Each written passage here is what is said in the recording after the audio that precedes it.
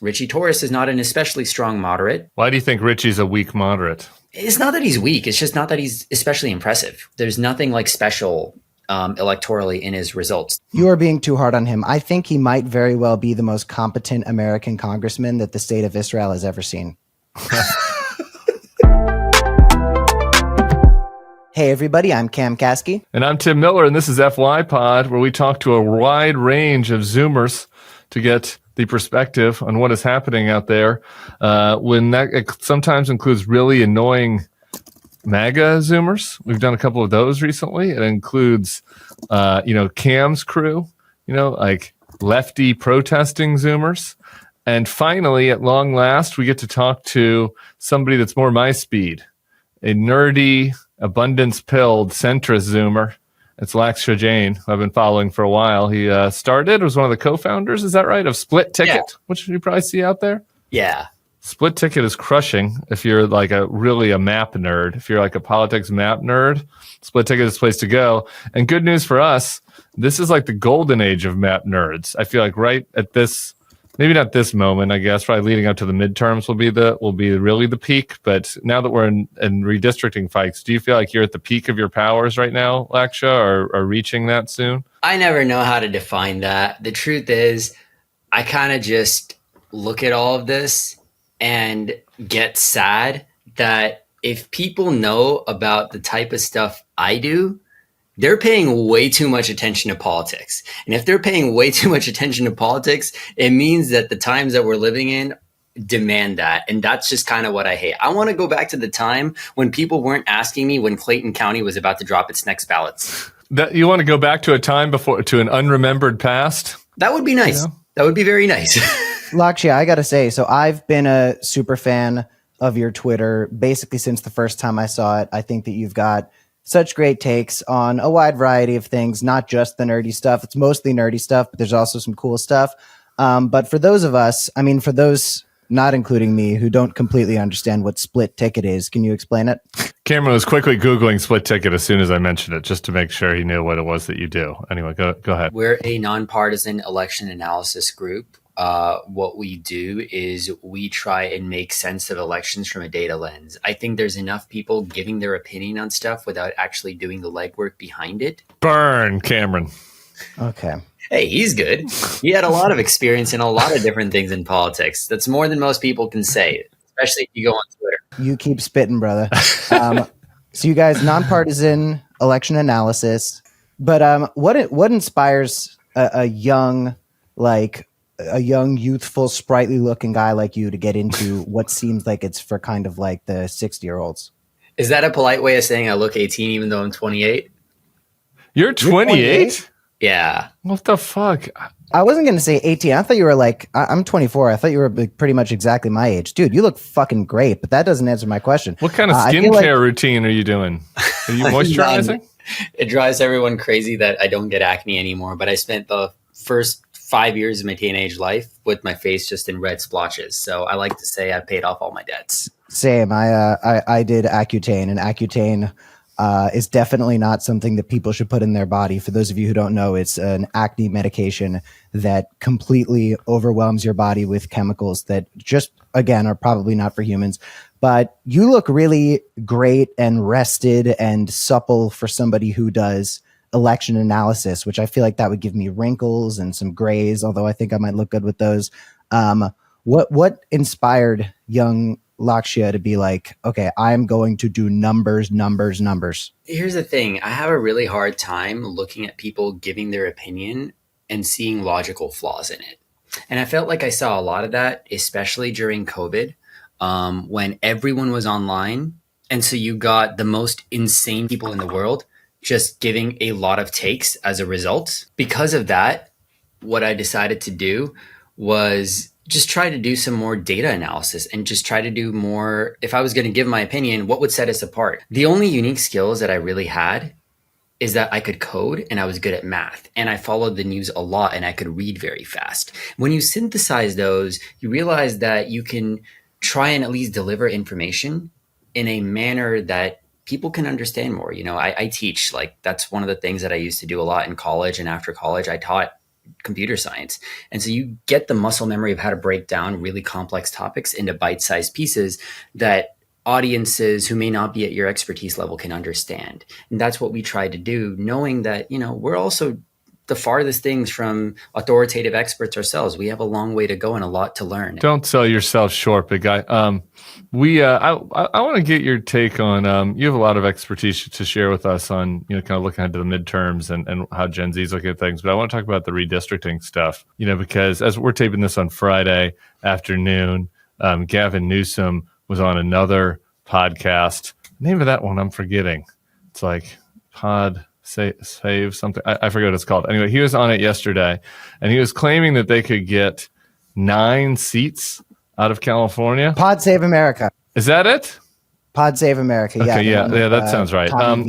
So he was on that one, and he said they could get 9 seats out of California. Is that like, have you been like taking out your maps and your abacus and AI and like figuring out whether that is possible? Do you have any insight for us on that?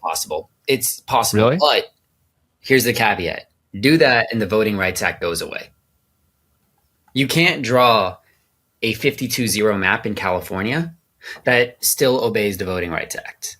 So if you do that and you want to fight that battle, the Supreme Court, even if they take your side, will say, oh, cool, the Voting Rights Act doesn't apply anymore. Then what happens? You lose 2 seats in Alabama. You could lose seats in Louisiana. You lose a seat in Mississippi, South Carolina. So I don't think that's the way to go here. I think if Democrats are trying to maximize the gains they could get, the actual map that they released makes a lot more sense because that is 48 Democrats and 4 Republicans. That still gets you a net of 5 seats that basically cancels out Texas.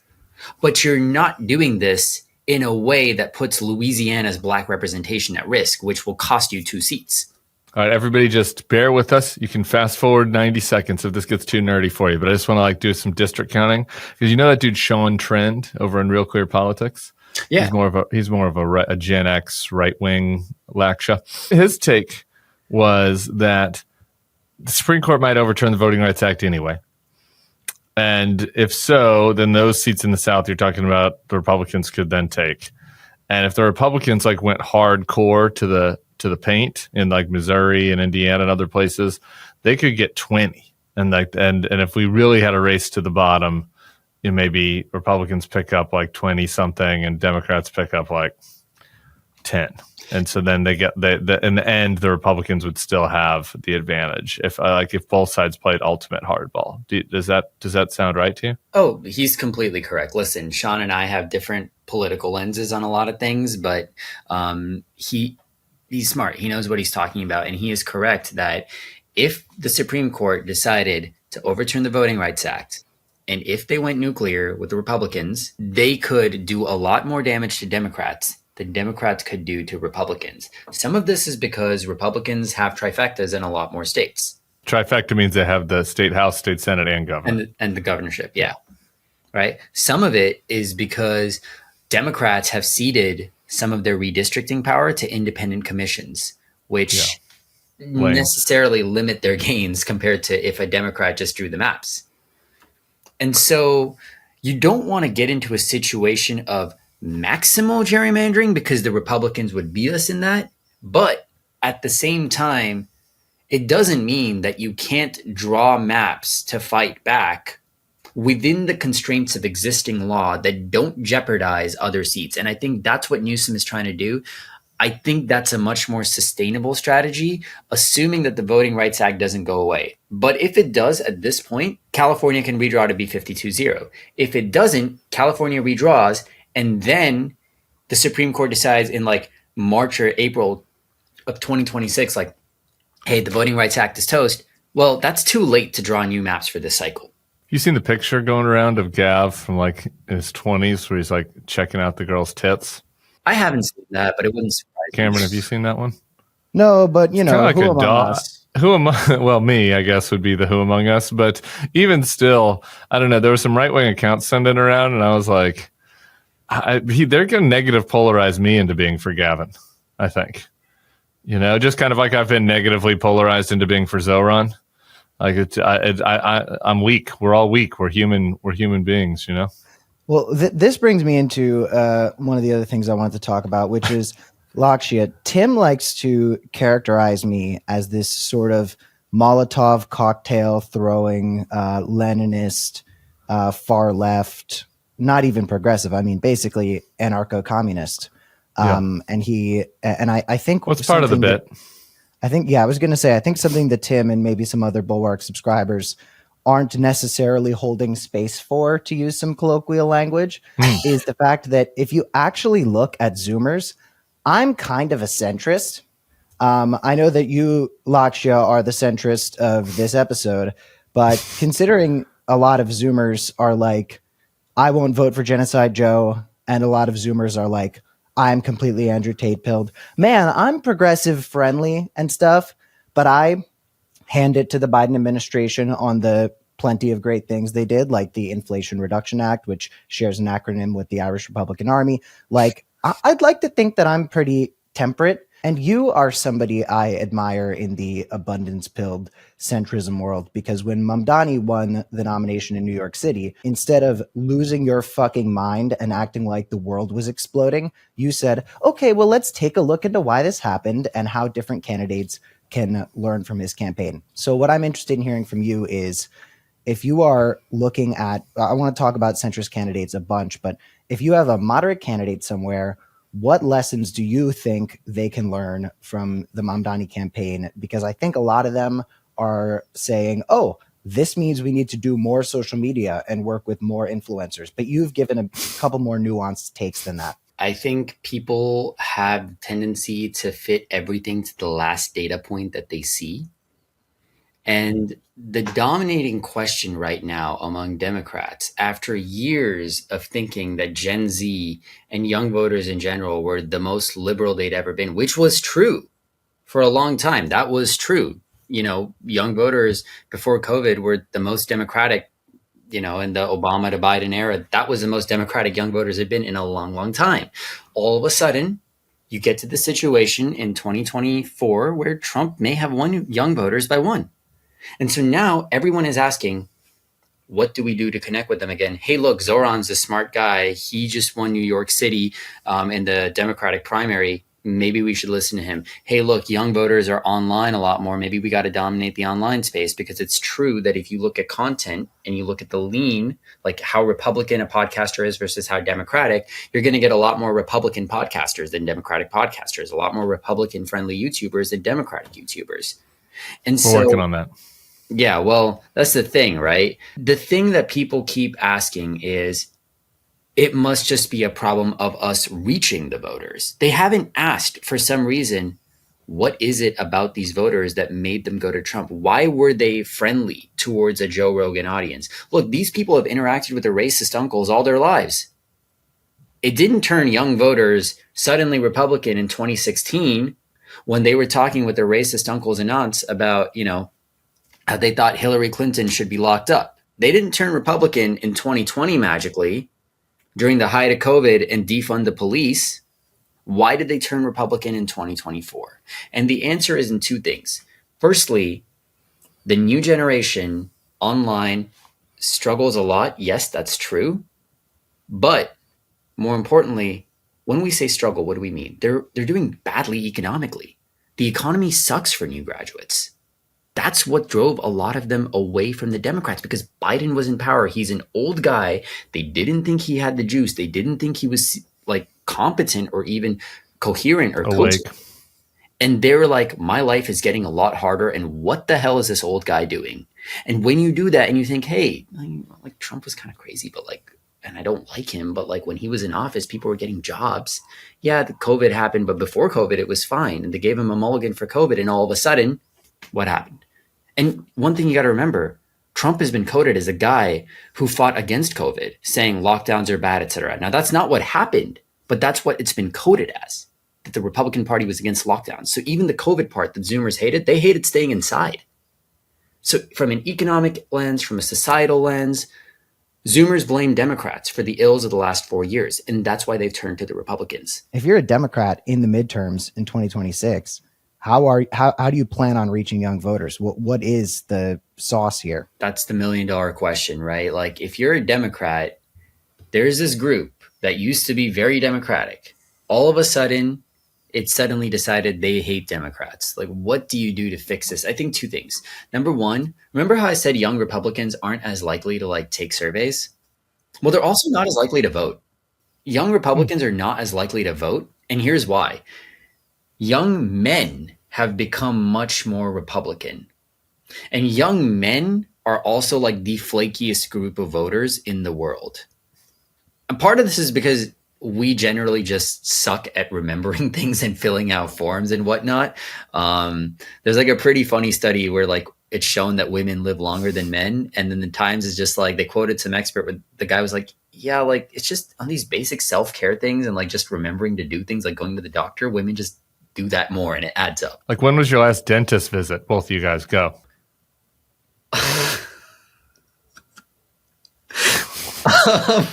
So young men are less likely to do basic Nailed it. things. Nailed it.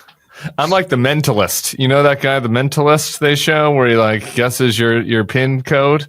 I just took a wild guess that neither of you go to the dentist and nailed it because young men are irresponsible. I never said that I don't go to the dentist. Okay. I said that I plead a little something called the fifth. Okay. Anyway, sorry. Continue. Young men don't vote. They don't go to the dentist. They don't fill out their forms. Where were you taking us with that, Laksha? The point is they also don't vote. They don't vote that much. And especially in 2026, when there is a Republican president in office and he's a very unpopular president, already political science shows that if your president is in office, you're not going to be as likely to vote. Okay? There's like an enthusiasm factor where you express your outrage by voting.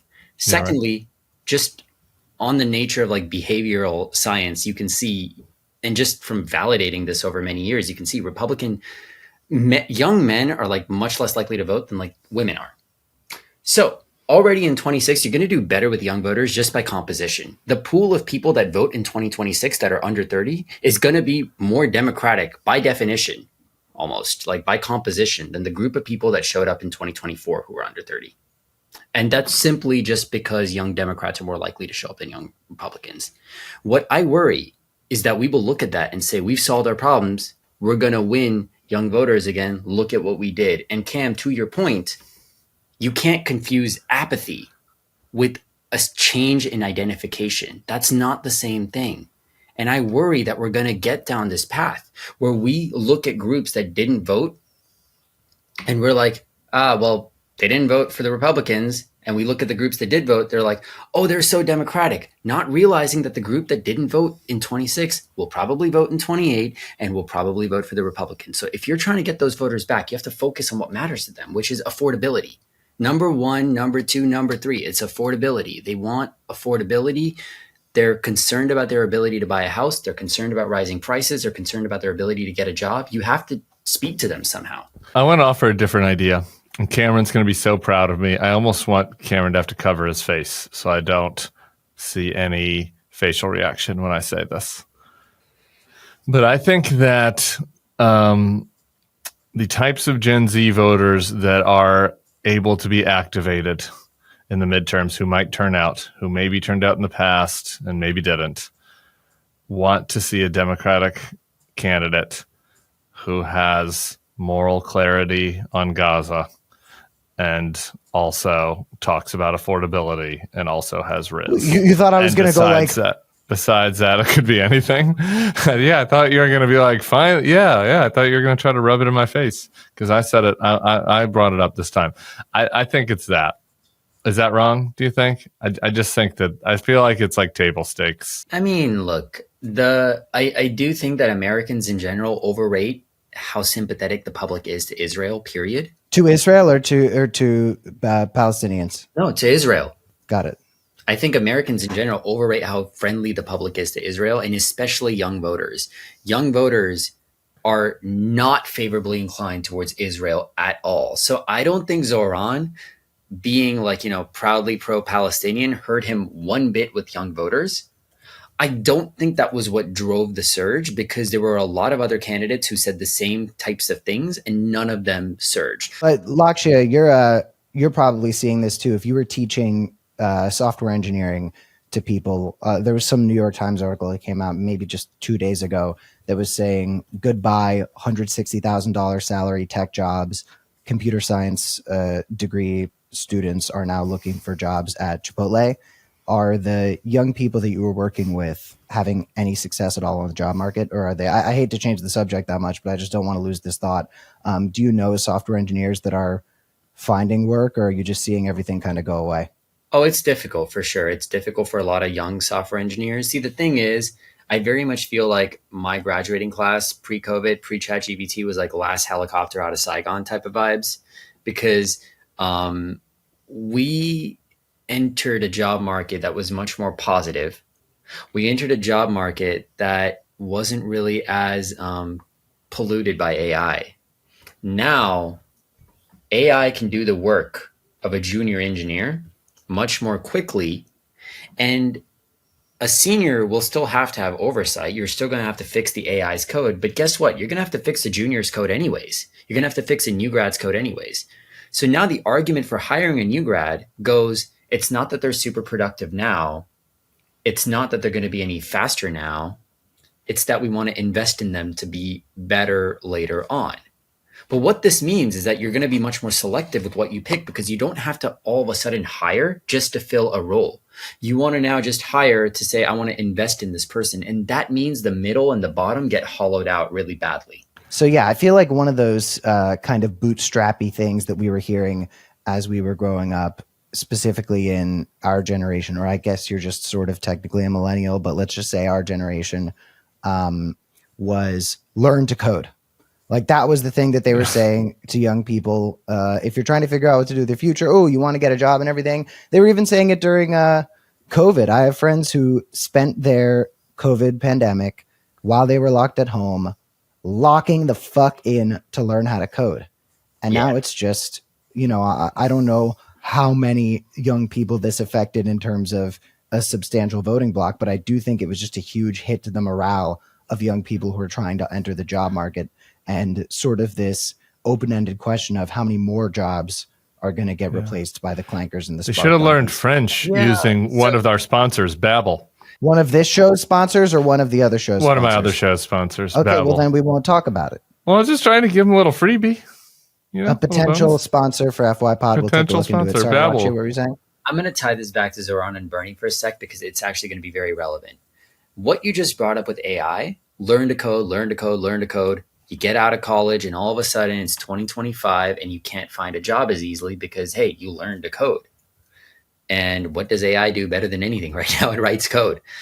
So what's the problem here? It's that young people consistently feel nowadays, especially if you look at economic sentiment, if you look at the job market, they feel like every time they figure out the answers, the economy and the country change the questions. Now, this is where Bernie and Zoran come in. Why are they so appealing? Why does Bernie Sanders have such a high popularity rating among young voters? Yes, he's authentic, but what is possibly appealing about that strain that also caused some people to be friendly to Trump? It's that sometimes you're like, look, I just want a job. Maybe it's time that the government does something for us instead, because I keep trying to answer the questions as they're written, and it turns out that the exam keeps changing. And that's the appeal of someone like Zoran to go viral. That's why among disengaged voters, they can swing wildly between people like Bernie and then like Trump, because they're not paying that much attention to ideology. They're paying attention to the economy. And this is not true for most voters, but it is true for certain subsets that if you're trying to win back. Yeah, this is related to another stat we wanted to throw at you that I came across my radar here today from Unusual Whales. The share of older baby boomers, so we're talking like near silent. This is the silent baby boomer cusper. Like I'm an elder millennial. This is an elder boomer.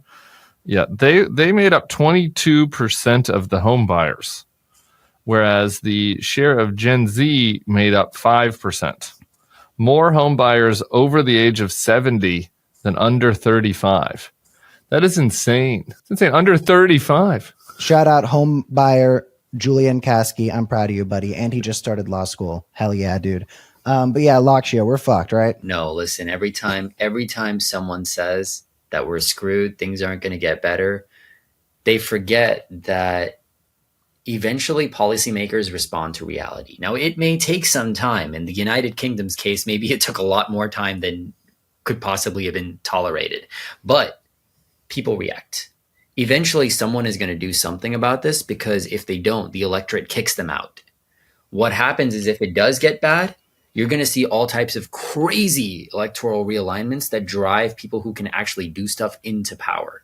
I think things will turn around, because eventually the electorate always makes it clear they want to see results. And if they don't get it, they're not hesitant about throwing you out. What do you think about garnishing homes from older boomers? Like we just take their homes from them. Like if you've purchased a home after 70, we're confiscating it. Isn't that just BlackRock? Isn't that just what BlackRock does? Except instead of under 70, it's everybody? I don't think so.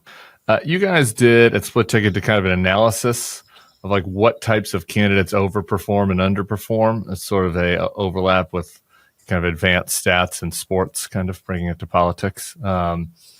And I'm just wondering, there's been some chatter. You've got some competitors now out there in the marketplace. You know, there's in Super Nerd Twitter, there's some fighting over whose model is better.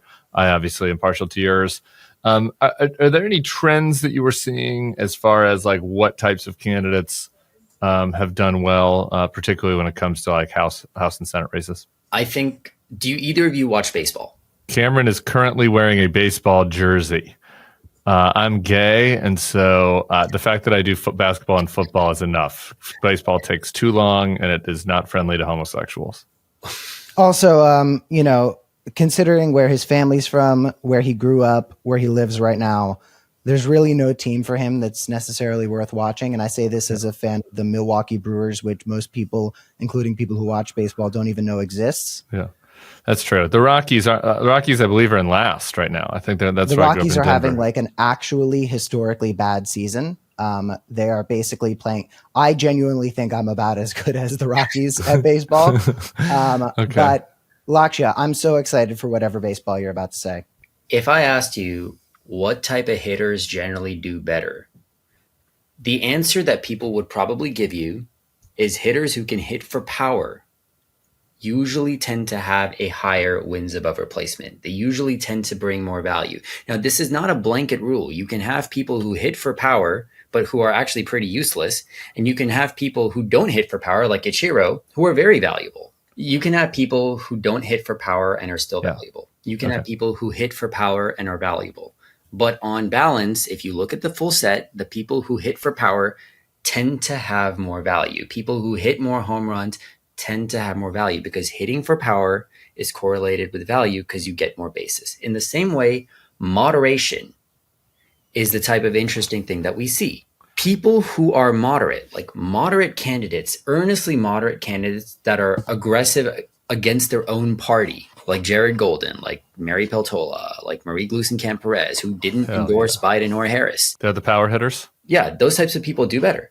And that's not to say that you can't be a progressive, right? Like, that's not to say that all progressives are underperforming. That's not to say that underperformance or overperformance is everything.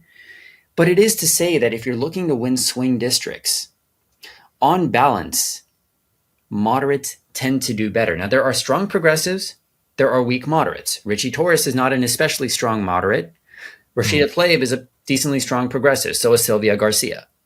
But on balance, the moderates tend to do better. And that's just... Why do you think Richie's a weak moderate? It's not that he's weak. It's just not that he's especially impressive. There's nothing like special electorally in his results. They're basically exactly what you would expect from a candidate in his district. It's not like he gets any more votes than you would expect. You are being too hard on him. I think he might very well be the most competent American congressman that the state of Israel has ever seen. Do you have a least woke take that you want to share, Laksha? My least woke take is that I think